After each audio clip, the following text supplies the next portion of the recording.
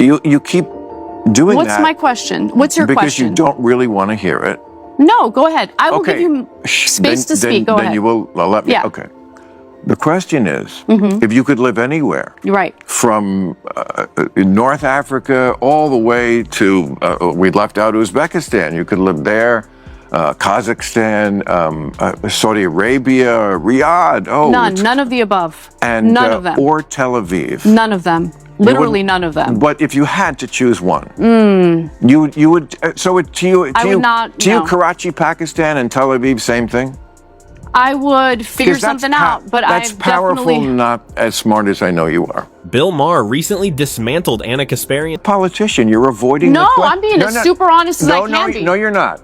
No, you're not. 100% I'm being honest with you. No. Because the question is, if you had to pick a city, and you're not answering that question, you're doing what politicians are doing and saying, I don't want to live in any of them. I want to live in America. That's not the question. Bill Maher didn't mince words as he tore apart Ana Kasparian's woke narrative, calling out the contradictions she's avoided for years and laying them bare for everyone to see. No filters, no holding back. If you had to live in the Middle East, so tomorrow, Anna, you got to go live in the Middle East, where would you live? You can pick one city, any city. You can, as far away as, say, Pakistan. You could live in Karachi. You could live in Cairo. You could live in Amman, Jordan. You seem to love Lebanon. I mean, Beirut's nice when the bombing's not happening and the assassinations have stopped. Or you could live in Syria. I hear that's wonderful in the summer. Yeah. Tel Aviv or the West Bank, Ramallah. I think is wonderful for like a little. In the fall, it gets lovely. Where would you live? What city would you live in? Well, where do you think you'd be comfortable in that dress? I'm sure it would not be comfortable in this dress. Kasparian seems to reserve her sympathy for every nation except her own, relentlessly casting America as the world's villain and blaming the U.S. for nearly every global problem. Bill Maher wasn't having it. He cut straight through her arguments with ruthless clarity. Buckle up, things are about to get very, very heated. I'm sure it would not be comfortable in this dress in any of the various Middle Eastern countries that have been destabilized by...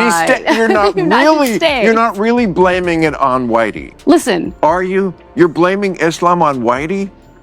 I'm not blaming Islam on Whitey. What you're saying is we destabilized, that's why you can't wear that dress? Did we not destabilize? Wait a second. We were funding terrorist organizations in Syria during the Syrian Civil War. Starting under the Obama administration. That's why Did that not destabilize Syria? No, what's destabilized?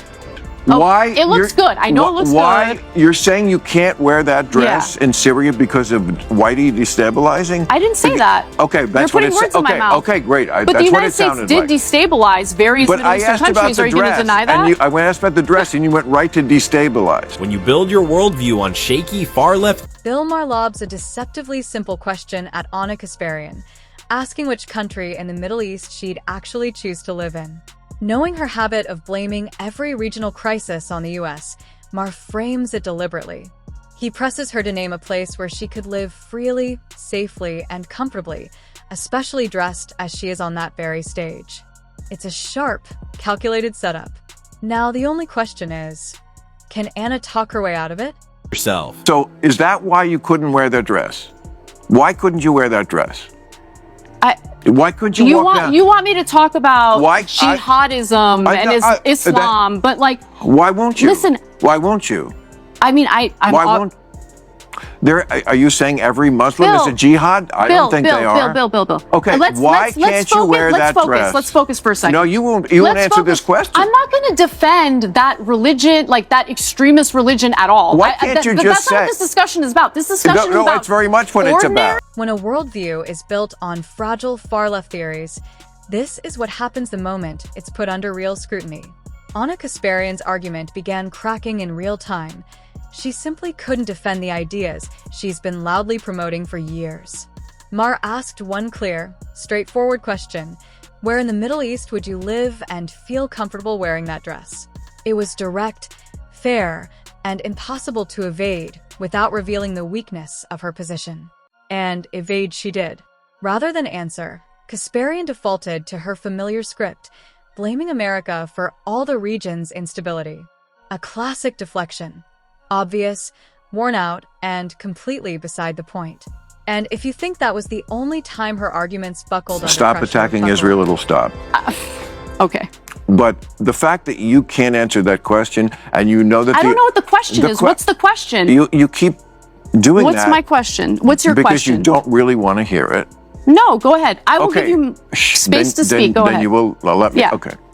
The question is, if you could live anywhere, Right. from North Africa all the way to, we left out Uzbekistan. You could live there, Kazakhstan, Saudi Arabia, Riyadh. Oh, None of the above. and none of them. Or Tel Aviv. None of them. Literally none of them. But if you had to choose one, you would. So to you, I would not, To you, no. Karachi, Pakistan, and Tel Aviv, same thing. I would figure 'Cause that's something out, but that's I've powerful, definitely. not as. I've never seen Ana Kasparian squirm the way she did in that moment. You could almost watch her shifting the goalposts in real time, scrambling for safer ground because she knew exactly why strict cultural dress codes in many countries made the question so difficult, and she didn't want to say it out loud. The discomfort was all over her face. Maher caught it instantly. He recognized the hesitation, the evasive pivots, the sudden detours into unrelated talking points, but he didn't budge. He didn't soften the question or let her retreat into familiar ideological comfort zones. He wanted a clear answer, and he wasn't about to let political correctness or selective outrage stand in the way of the truth. As Kasparian's unease grew, Maher stayed locked in. I'm Armenian. I have literal family members who currently live in Iran. I have no love for the Iranian regime. Let me be clear about that. I don't want left out anyone Tehran. Would you like to live there? Hold on. But let me just. Armenian Christians who are part of the Armenian diaspora as a result of the 1915 genocide against Armenians. I know it. They're living in Sure. Iran right now. They're going to church. They're being left alone by the Ayatollah, as awful as the Ayatollah is. So look, I'm not saying I would want to live in Iran. I don't want to live anywhere in the Middle East. I want to live here in the United States of America, the greatest freaking country in the world. You're like a politician. You're avoiding. No, the question. I'm being as super honest as I can be. No, you're not. No, you're not. 100% I'm being honest with you. It was a crushing judgment from Maher. The second he saw Ana Kasparian dodging the question, he called it out without hesitation. A precise, surgical strike, the kind Maher is known for, leaving no room to spin or escape. Kasparian knew exactly why she was avoiding a straight answer. In many countries with strict dress codes, she couldn't simply walk in without facing cultural or legal consequences, and she knew it. But admitting that on air would have handed Maher a perfect gotcha, exposing a glaring inconsistency in her worldview. So instead, she tried to dance around the issue, deflecting, sidestepping, redirecting, anything to avoid confronting the reality of her own argument. Maher wasn't fooled. His expression said it all. He saw the evasion, recognized the fear of conceding ground, and made sure the audience. Then okay, we'll leave it there. But I promise you it does. And if you had to actually do that, I think you would agree with me. I think given my very harsh and vociferous criticisms of the Israeli government, I probably wouldn't feel so safe living in Tel Aviv right now under this government. Under this government. First of all, they have free speech there, so it would not be an issue. But that is a side issue. We're not really talking about. We'll just say just a person, not you with your vociferous talking at, just a regular, a woman of your age. I'm sure a woman of my age who grew up in the Western world would probably feel the most comfortable in Tel Aviv. I will concede that. So, what do you all think? From my perspective, Kasparian isn't being honest at all. And Maher is right to call it out. She's starting to sound less like a commentator and more like a career politician dodging a tough question. Instead of answering what was actually asked, she keeps circling the issue, drifting into unrelated talking points and hoping the pivot goes unnoticed. But it doesn't. Everyone sees it. It's the textbook move when someone knows a direct answer would expose a weakness in their worldview. Rather than face that reality head-on, she floods the discussion with noise, hoping the original question disappears. Maher didn't let it slide, and neither should we.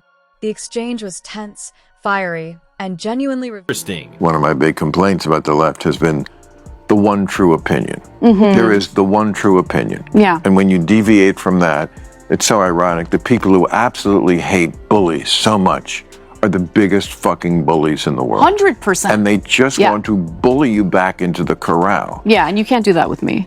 And you definitely can't do it with me. Right. Yeah.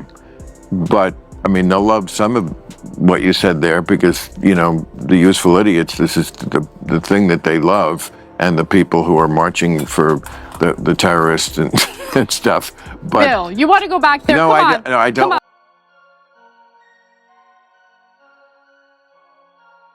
Wow. After all the dodging, detours, and rhetorical gymnastics, Maher finally got Kasparian to say it plainly. She'd rather live in Tel Aviv than anywhere else in the region. The truth surfaced at last. You could almost feel Maher's quiet relief when she admitted it. Not because he needed a win, but because he'd been steering her toward an obvious, inescapable conclusion she kept trying to avoid. And to his credit, he stayed with the question, calm, persistent, and firm, until the facade cracked.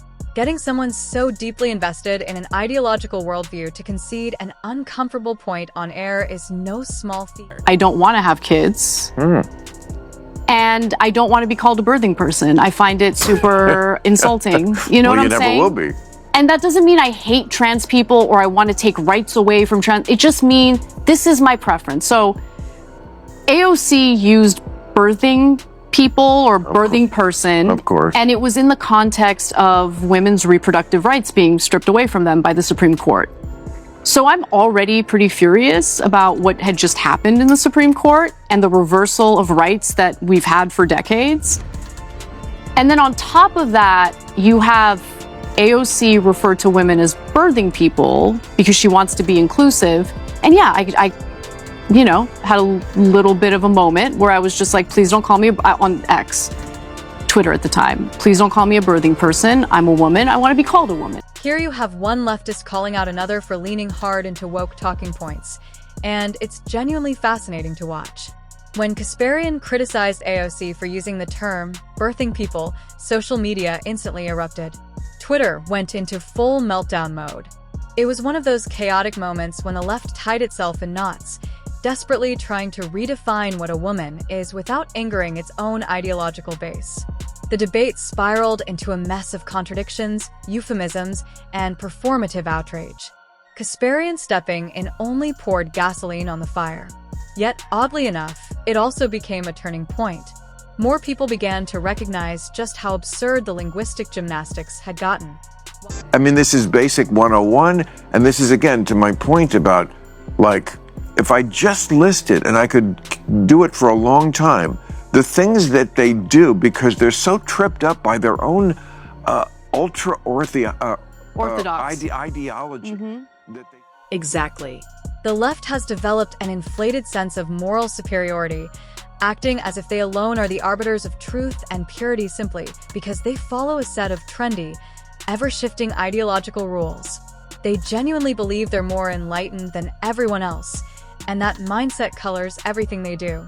For years, they've tried to shove the public into accepting their most impractical, illogical ideas that don't just defy common sense, they actively insult it.